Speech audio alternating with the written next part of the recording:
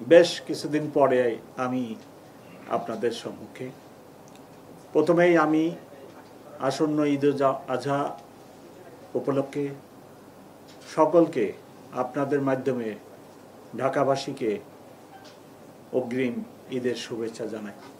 আসন্ন ঈদ সবাই আনন্দ ঘন পরিবেশে উদযাপন করুক, আমি সেই আশা পোষণ করি। এবং ঈদ উপলক্ষে মানুষের যাতায়াত, পশুর হাট সহ শপিং মল সহ সকল স্থানের নিরাপত্তা ব্যবস্থা জোরদার করা হবে। বেশ করে পশুর হাটে ঢাকাবাসী পশু ক্রয়ের জন্য যাবেন, নগদ ক্যাশ ক্যারি করবেন, সেই দিকে যেন ওনারা সতর্ক থাকেন। বেশি ক্যাশ ক্যারি করলে ঢাকা মেট্রোপলিটন পুলিশের সাহায্য সহযোগিতা নেওয়ার জন্য অনুরোধ জানাই। আজকে মূলত আপনাদের সামনে আমি আমার সহকর্মীদের নিয়ে উপস্থিত হয়েছি বহুল আলোচিত সাম্য হত্যাকাণ্ড সম্পর্কে দু একটি কথা বলার জন্য। আপনারা জানেন, এই ঘটনাটি ঘটার পরে ঢাকা বিশ্ববিদ্যালয়ে প্রায় প্রতিদিনই সন্ধ্যায় এবং সকালে বিভিন্ন সংগঠন হত্যাকাণ্ডের রহস্য উদ্ঘাটনের জন্য সভা সমাবেশ এবং দাবি দেওয়া জানায়। আমরা শুরু থেকেই এই হত্যাকাণ্ডের রহস্য উদ্ঘাটনের জন্য তৎপর ছিলাম। যেদিন হত্যাকাণ্ড হয় রাত্রিরে, প্রথমে আমি ঢাকা বিশ্ববিদ্যালয়ের প্রক্টর সাহেবের ফোনে রাত্র 2:15 আমার ঘুম ভাঙে। আমার মোবাইল সেটে আমি প্রথম খবর পাই। তৎক্ষণাৎ ডিসি রমনাকে আমি ফোন করি। সে এই হত্যাকাণ্ডের যারা জড়িত তাদের ধরার জন্য তখন ব্যস্ত ছিল। পরবর্তীতে নানা ধরনের গ্রুপ নানা ধরনের কথাবার্তা বলে, তো আমরা সবাইকে আশ্বস্ত করি যে আপনারা ধৈর্য ধরেন, ঢাকা মেট্রোপলিটন পুলিশ কাজ করছে, আমরা অনতিবিলম্বে এই ঘটনার রহস্য উদ্ঘাটন করতে সক্ষম হব। এই ঘটনার ছোট্ট একটি ব্রিফিং, লিখিত বক্তব্য আমার সামনে। আমি এই ব্রিফিংটা এই লিখিত বক্তব্যটা পাঠ করি, তারপরে আপনাদের কোনো প্রশ্ন যদি এই ঘটনা, তাহলে আমার সহকর্মীরা আছে, ওনারা জবাব দেবে, সাথে আমি দিব। বিসমিল্লাহির রহমানির রহিম। প্রিন্ট ও ইলেকট্রনিক মিডিয়ার প্রিয় সাংবাদিকবৃন্দ, আসসালামু আলাইকুম ও শুভ অপরাহ্ন। আজকের এই প্রেস ব্রিফিংয়ে আপনাদের সকলকে জানাই স্বাগত। আপনারা সকলেই অবগত আছেন যে গত 13 মে তারিখ রাত অনুমান 11:45 ঘটিকায় ঢাকা বিশ্ববিদ্যালয়ের মেধাবী শিক্ষার্থী SM শাহরিয়ার আলম সাম্য সোহরাওয়ার্দী উদ্যানে কতিপয় দুর্বৃত্তের হাতে নির্মমভাবে খুন হন। ঘটনার সংক্ষিপ্ত সংবাদ প্রাপ্তির পরপরই ডিসি রমনা সহ শাহবাগ থানার পুলিশ ঘটনাস্থল পরিদর্শন করেন। ঢাকা বিশ্ববিদ্যালয়ের প্রক্টর মহোদয়ের নিকট থেকে ঘটনাটির সংবাদ প্রাপ্তির সাথে সাথেই আমি সংশ্লিষ্ট সকল পুলিশ কর্মকর্তাদের ঘটনাটির সর্বোচ্চ গুরুত্বের সাথে তদন্তের নির্দেশ প্রদান করি। আপনারা অবগত আছেন, চাঞ্চল্যকারী হত্যাকাণ্ডের ঘটনায় শাহবাগ থানায় একটি হত্যা মামলা রুজু হয় এবং ঘটনার রাতেই পুলিশ ঘটনার সাথে সংশ্লিষ্ট 3 জনকে রাজধানীর বিভিন্ন জায়গা থেকে আহত অবস্থায় গ্রেপ্তার করে। ঘটনাটির গুরুত্ব বিবেচনায় আমি নিবিড় তদন্তের স্বার্থে মামলাটি ডিবিতে স্থানান্তর করি। পরবর্তীতে বিজ্ঞ আদালতের মাধ্যমে ধৃত 3 আসামিকে রিমান্ডে নিয়ে জিজ্ঞাসাবাদ, প্রাপ্ত গোয়েন্দা তথ্য ও প্রযুক্তিগত বিশ্লেষণের মাধ্যমে ঘটনাস্থলে সরাসরি উপস্থিত ও হত্যাকাণ্ডে অংশগ্রহণকারীদের শনাক্ত করা হয়। আসামিদের গ্রেপ্তারের লক্ষ্যে কক্সবাজার, মুন্সিগঞ্জ ও ঢাকা মহানগরীর বিভিন্ন এলাকায় ডিবির একাধিক দল ধারাবাহিক অভিযান পরিচালনা করে। এ সংক্রান্তে আরও 8 জনকে গ্রেপ্তার করে। গ্রেপ্তারকৃত হলেন রাব্বি, কবুতর রাব্বি, 2 মেহেদি, 3 পাপেল, 4 রিপন, 5 সোহাগ, 6 রবিন, 7 হৃদয়, 8 সুজন সরকার। গ্রেপ্তারকৃত আসামি মেহেদির দেখানো মতে শরদি উদ্যানের 3 নেতার মাজারের সন্নিকটে মাটি চাপা দিয়ে লুকিয়ে রাখা অবস্থায় হত্যাকাণ্ডে ব্যবহৃত 2টি সুইচ গিয়ার চাকু উদ্ধার করা হয়। গ্রেপ্তারকৃত আসামিদের মধ্যে এখন পর্যন্ত 2 জন ফৌজদারি কার্যবিধি 164 ধারা অনুযায়ী বিজ্ঞ আদালতে স্বীকারোক্তিমূলক জবানবন্দি প্রদান করে। এই ঘৃণিত হত্যাকাণ্ডে জড়িত আসামিদের দৃষ্টান্তমূলক শাস্তির লক্ষ্যে মামলাটির সুষ্ঠু তদন্ত নিশ্চিত করা হচ্ছে। সম্ভাব্য দ্রুত সময়ের মধ্যে মামলাটির তদন্ত প্রতিবেদন বিজ্ঞ আদালতে দাখিল করা হবে এবং আমাদের পক্ষ থেকে দ্রুত গতিতে এই বিচার কার্য সম্পন্ন করার জন্য সকল উদ্যোগ আমরা গ্রহণ করব। সকলকে অনেক ধন্যবাদ। ধন্যবাদ স্যারকে। স্যার সবিস্তারে তুলে ধরেছেন এই অপরাধ সংক্রান্ত বিষয়ে। আর যদি কারো কোনো প্রশ্ন থাকে আমরা একজন করে হাত তুলবেন, আর প্রশ্ন রিপিট না করার জন্য আমি বিনীত অনুরোধ জানাচ্ছি। একজন এই পাশে।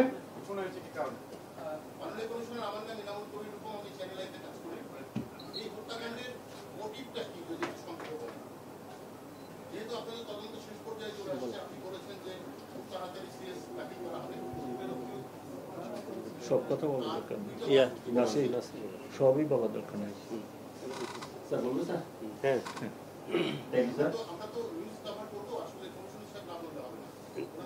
না, ওই যে তদন্ত ডিবি করতেছে তো ও ডিটেইলসটা জানে, ওই বলুন। ডিটেলস যে করছে সে বলতে পারবে। আমি তো Dhaka metropolitan police is a multi company, মানে বিশাল বিগ। আমার এই মাথায় তো সব থাকবে না, আমার তো সহকর্মীদের সাথে শেয়ার করতে হয়। মূলত ঘটনার দিন 13 তারিখ স্যার বলেছেন যে রাত 11:45 সময় সরোয়ার্দী উদ্যানে একটি মোটরসাইকেল থেকে সাম্য এবং তার 2 বন্ধু সরোয়ার্দী উদ্যানের মধ্যে যায়। সরোয়ার্দী উদ্যানের মধ্যে গেলে সরোয়ার্দী উদ্যানের মধ্যে মূলত মাদক ব্যবসার একটা চক্র আছে। এই চক্রটা একটা চক্র মেহেদি, যে ইতোমধ্যে গ্রেপ্তার আছে এবং যার দেখানো মতে আমরা সুইচ গিয়ার উদ্ধার করেছি। মেহেদির গ্রুপেরই একজন রাব্বির হাতে একটা ট্রেজার গান ছিল। ট্রেজার গান যেটা ইলেকট্রিক শক, সেই ইলেকট্রিক শকের ট্রেজার গানটা যখন শো করলে পরে তখন সেই ট্রেজার গানটা দেখে এই সাম্য সেই ট্রেজার গানটা কি এটা জানতে চাওয়ার একটা পর্যায়ে তাদের ভিতরে যখন ধস্তাধস্তি হয়, ধস্তাধস্তির একটা পর্যায়ে ওই মাদক ব্যবসায়ীর অন্য যারা আছে তারা ঘটনাস্থলে আসে এবং তাদের ধস্তাধস্তির একটা পর্যায়ে এই হত্যাকাণ্ডটা ঘটে। এই হত্যাকাণ্ডে আমরা এখন পর্যন্ত আমাদের কাছে যেটা আসছে যে ওই তাদের ভিতরেরই একজন সদস্য রাব্বি, যার নাম এসেছে 164-এ, যে কবুতর রাব্বি তাৎক্ষণিকভাবে তাকে ছুরিকাঘাত করে।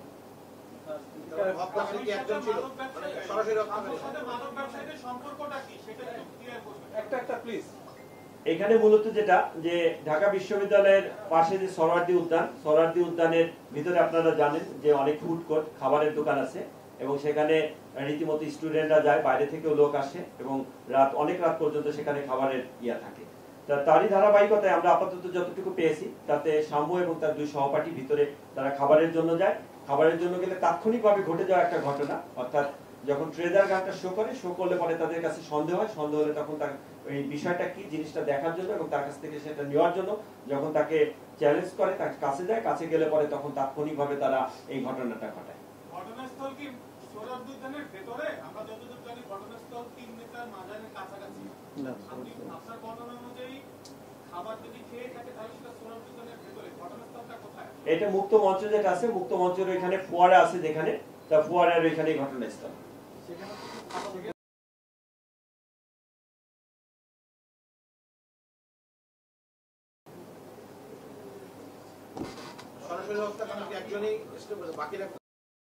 বাকিরা তো এখানে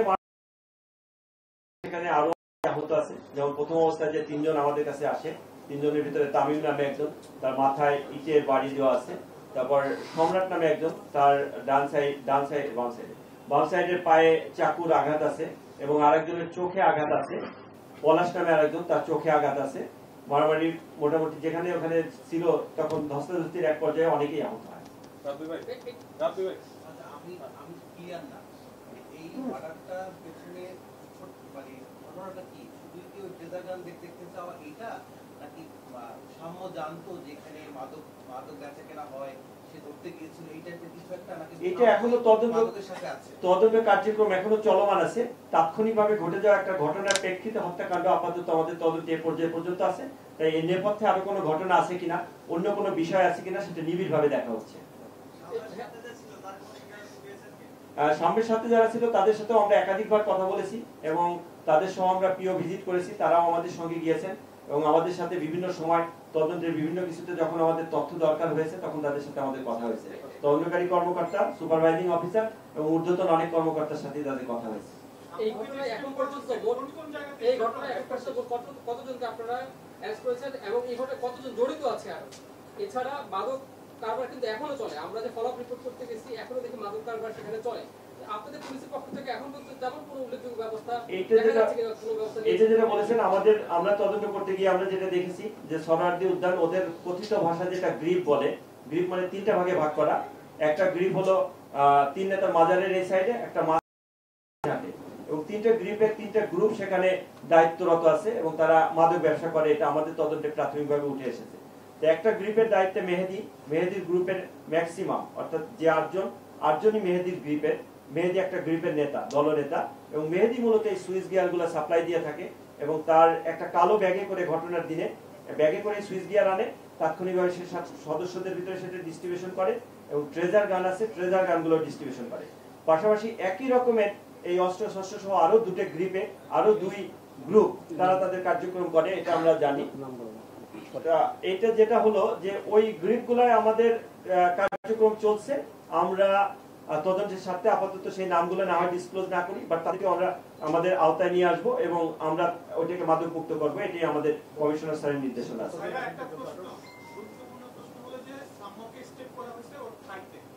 এবং আমরা যতদূর জানি যে জায়গাটা স্টেপ করা হয়েছে সেই জায়গাটা খুব কম সময়ের মধ্যে একটা মানুষ রক্তক্ষরণে মারা যায়, তাহলে কি পুরো বিষয়টা কি এরকম দাঁড়াচ্ছে যে সাম্যকে হত্যার উদ্দেশ্যে তাকে ওই স্টেপে ওই স্থানটাতে স্টেপ করা হয়েছে? আপনারা কি পেয়েছেন? এটা মেডিকেল রিপোর্ট তো যেটা আমাদের যে আমরা শুরুতার রিপোর্ট করছি, তারপর যে মেডিকেল রিপোর্টটা আসবে, মেডিকেল রিপোর্ট অ্যানালাইসিস করে সেটার উপর থেকে একটা হয়তো ইয়াতে আসবে, কনক্লুশনে আসবে। বাট এইটার ক্ষেত্রে আমাদের যে সুপারভাইজিং অফিসার আছে পহন, সে ব্যক্তিগতভাবে নিজেও ডাক্তার, আমাদের যে এডিসি আছে, তা ওর যেটা ভাষ্য, ওর সাথে আমরা আলাপ করেছি যে একটা স্টেপে মানুষ কিভাবে মারা যায়। তো ওর যেটা ভাষ্য যে ওইটা নাকি খুবই সেন্সিটিভ একটা জোন, যেখানে অল্প মানে কাটলে একটা ভেন আছে, যে ভেনটা কাটলে পরে মুহূর্তের মধ্যে ব্যাপক পরিমাণ রক্ত বেরোয় যায়, বেরোয় গেলে সে তার 2-3 মিনিটও সার্ভাইভ করে না। এটা মেডিকেলের টার্মে ও টার্মটা বলতে পারবে, যদি পহন এখানে থাকে তাহলে টার্মটা বলতে পারবে। পহন কি আসুন নাকি?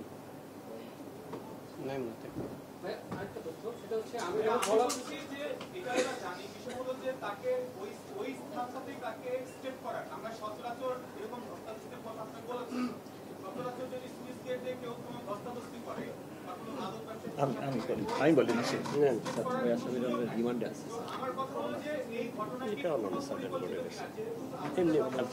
ডিজাইন, এলিগেন্স, বিউটি, সেরা পণ্য সবার জন্য জেভিকো। না, আমি বুঝতে পারছি, আমি বুঝতে পারছি আপনি 2001 বা 2 সালে কালা ফারুক বলে এক মারা গেছিল, হলো এটা তেজগাঁ থানার ভিতরে শের বাংলা নগর থানায় এখন পড়ছে।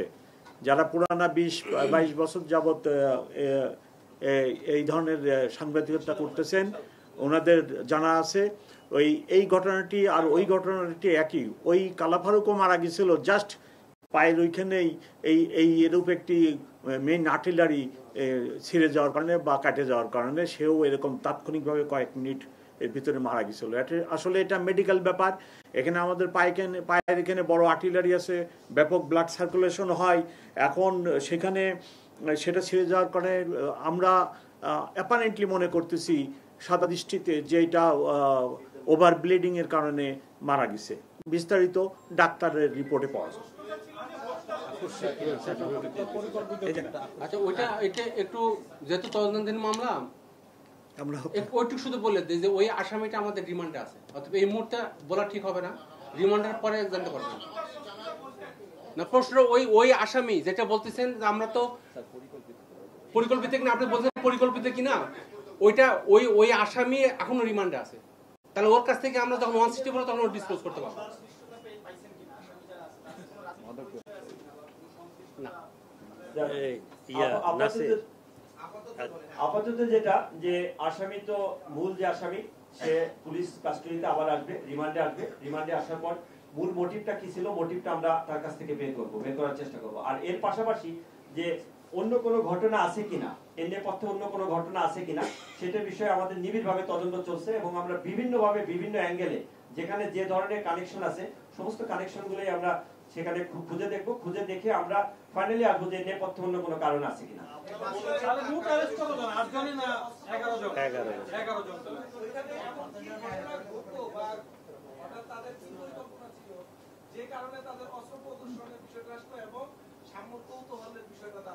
না এখানে শুনেন, আমি একটা কথা বলি আপনাদেরকে, ওয়ার্ল্ড ওয়াইড বিশ্বব্যাপী আপনার যেখানে মাদকের ব্যবসা বা মাদক ইউজার মাদক সেবীরা থাকে বিশ্বব্যাপী, শুধু বাংলাদেশের প্রেক্ষাপট না, বিশ্বব্যাপী সেখানে অস্ত্র থাকে। আপনি আমেরিকার কথা বলেন, তা বাড়বে কলম্বিয়ার কথা বলেন, আমি আপনাদেরকে বলতেছি যেখানে সারা পৃথিবীতেই মাদকের ব্যবসা আছে, মানে কি বলে সেবক মাদক সন্ত্রাস বা মাদক সেবীও আছে, মাদক ব্যবসায়ীও আছে। তো যেখানে আমরা আমাদের পুলিশেরও একটা যে যেখানে মাদক ওইখানে অস্ত্র আছে, কারণ এখানে কাঁচা টাকার একটা ব্যাপার, আপনার রাতারাতি বড় লোক হওয়ার ব্যাপার, তারপরে যেখানে স্মাগলিং সেখানেও রাতারাতি বড় লোক হওয়া যায়, ওখানেও অস্ত্রের ব্যবহার হয় ওয়ার্ল্ড ওয়াইড। এটা শুধু আমাদের বললে তো হবে না, শুধু সরোয়ার্দী উদ্যান না, যেখানে মাদক ওইখানেই দেখবেন যে অস্ত্রের ব্যবহার হয় বা অস্ত্র থাকে। আমরা শেষ করছি, আমরা প্লিজ শেষ প্রশ্ন। আপনারা বলেছেন যে এটা রহস্য উদ্ঘাটন করেছেন, কিন্তু আমরা হত্যাকাণ্ডের মোটিভটা এখনো জানতে পারলাম না। তার মানে কি শুধুমাত্র আসামি রিমান্ডে আসছে তো হয়নি রহস্য উদ্ঘাটন তো হলো না? রহস্য উদ্ঘাটন মামলার পরে মামলা তো ডিটেক্ট হয়ে গেছে। আমার মনে হয় আমাদের প্রশ্নোত্তর পর্ব এখানে শেষ করছি, আমাদের একটু সময় স্বল্পতা রয়েছে। চারুকলা ইনস্টিটিউটে পহেলা বৈশাখের আগের ঘটনায় আপনি বলেছিলেন দ্রুততম সময়ে আসামি গ্রেফতার হবে।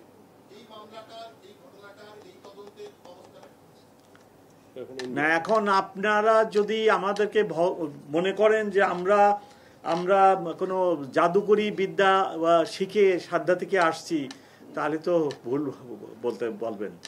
আমাদের হাতে কোনো জাদুকরি বিদ্যা নাই, আমরা চেষ্টা করি। ওইটার অ্যান্সারটা হচ্ছে কি, ওই যে একটু আমি বলি শুনেন, ওই যে পহেলা বৈশাখের যে ঘটনাটা, এইটা ওই যে ইউনিভার্সিটির ওদের ওই যে ফেসবুক গ্রুপে দিয়ে দেওয়াতে ছেলেটা আইডেন্টিফাই, ওই যে ইসলামিক হিস্টোরির না কিসের ছাত্র যেন সেকেন্ড ইয়ার, সব কিছু আইডেন্টিফাই, তার পলিটিক্যাল আইডেন্টিটিও পাওয়া গেছে সব কিছু, কিন্তু এইটা ও জেনে যাওয়াতে সে পালাই গেছে। আমরা এই খুলনা পর্যন্ত তার মোবাইলটা ট্র্যাক করতে পারছি, তারপরে মোবাইলটা সুইচ অফ হয়েছে। পরবর্তীতে যেটা আমরা জানছি আনঅফিশিয়ালি, সে ইন্ডিয়া চলে গেছে, এইটুকু পাওয়া গেছে। সবাইকে ধন্যবাদ আপনাদের সহযোগিতার জন্য। আজকে আমাদের গত 4 মাসে ঢাকায় 136 জন খুন হয়েছে। আজকেও মিরপুরে 22 লাখ টাকা ছিনতাই ঘটনা ঘটেছে। দুদিন আগেও মগবাজারে একটা ছেলেকে চাপাতির সামনে, এই যে চিরকুট, এই চিরকুটে উনার উত্তর লেখা আছে, স্টেটমেন্ট কোন মাসে কি কতজন হত্যাকাণ্ড হয়েছে এই চিরকুটে লেখা আছে। এবং অধিকাংশ হত্যাকাণ্ড আমরা ডিটেক্ট করি, অধিকাংশ ঘটনা যেখানে ঢাকা মহানগরীতে হয় অধিকাংশ আমাদের ডিটেকশন আছে, এবং যার ফলে ক্রাইম সিচুয়েশন, অপরাধের যে চিত্র সেটা প্রমাণ করে যে অপরাধ পুরোপুরি নিয়ন্ত্রণে আছে।